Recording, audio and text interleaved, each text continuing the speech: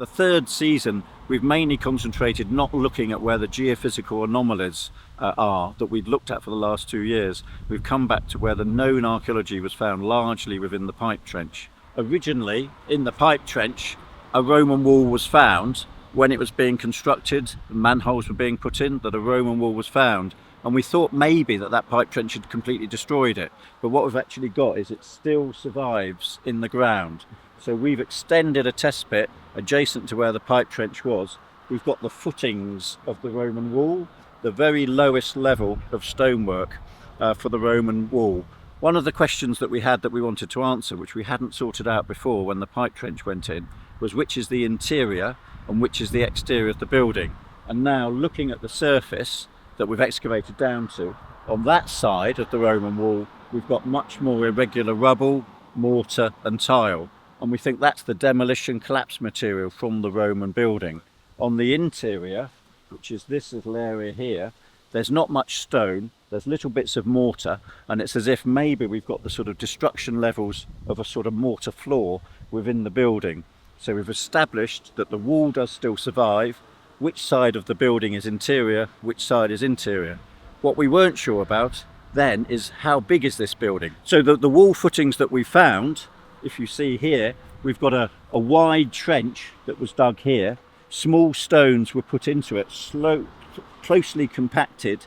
There's no tile, nothing like that. There's no mortar, and this is just the very base of a wall. It's the foundation level. On the outside, we've got much more rubbly material. So you can see there's irregular stones, there's mortar, there's tile. But on the inside, in contrast to that, we've got the mortar layer, very few stones, no tile, and this is the interior of that building. To investigate how far that building goes, we put another test pit upslope. It looks a slightly boring test pit, but what it's actually showed us is that this material, the mortar layer, is very similar to the mortar layer we've had in the adjacent test pit, and that this is still the interior of the building. So we know that the building goes this far up the hillside. This test pit, we've not found any evidence for that building. So we know somewhere between that test pit and the test pit I've just shown you, somewhere here perhaps, is the end of that building. The return wall might be under here. We haven't had time this year to investigate that, but that's probably one Roman building. If we go down, we'll have another look at another test pit. Most of these test pits have been investigated where there's known Roman archaeology that was found in the pipe trench. The test pit over here that we're going to look at, we've actually dug it completely without any information. The geophysics doesn't tell us anything. There's no known Roman archaeology adjacent to it, and we just positioned it so that it was between the test pit that we saw there and the building there and the test pit that we found last year.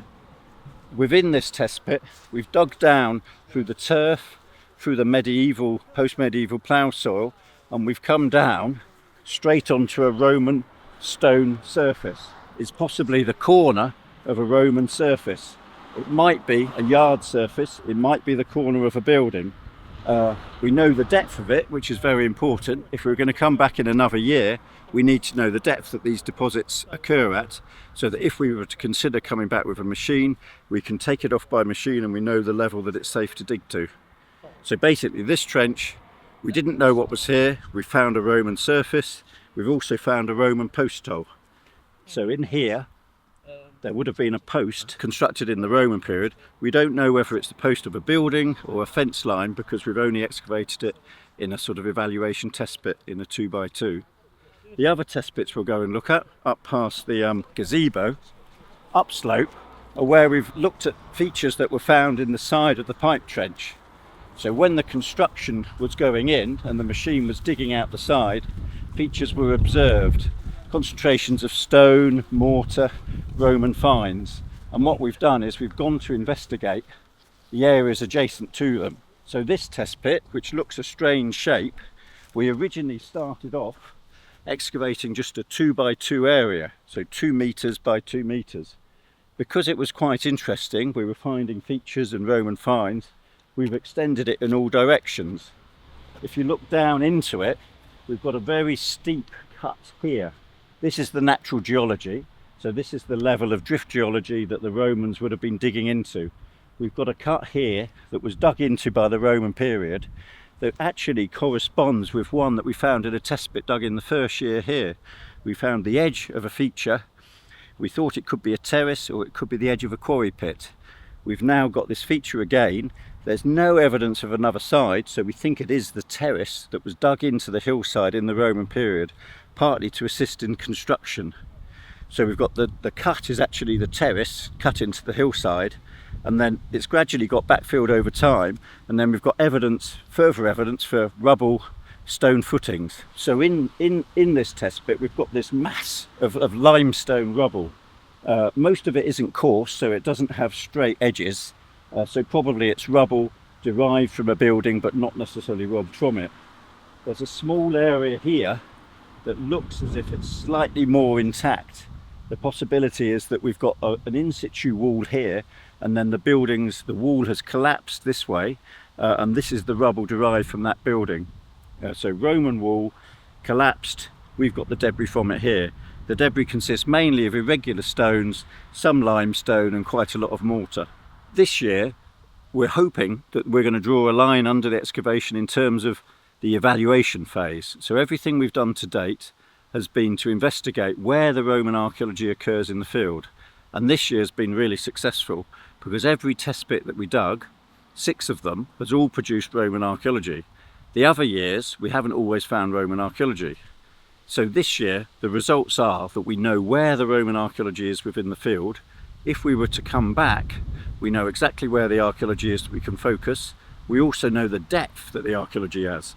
So if we look in the section here, we know that we need to dig from this level, which is the turf level, through the modern plough soil, through the medieval plough soil, and then we get to the Roman level, which is about at this point. If we dig a bit through the Roman level, we then get onto good Roman foundations, and that's extremely important because in future years, if we come back with a machine, we need to know the level that we're going to go to, and then we'd carefully excavate down to that level, and then we can start excavating by hand the Roman deposits. So in some ways this year is sort of the end of the evaluation phase. We know where the archaeology is, we know the depth it's at, and we know its nature. So I'd hope that if we were coming back in a future year, we'd do a slightly larger area with good resources, and we'd open big areas, possibly exposing 1 Roman building, maybe 2 Roman buildings, maybe associated structures like yards, courtyards, surfaces, and that would tell us far more than digging more test pits.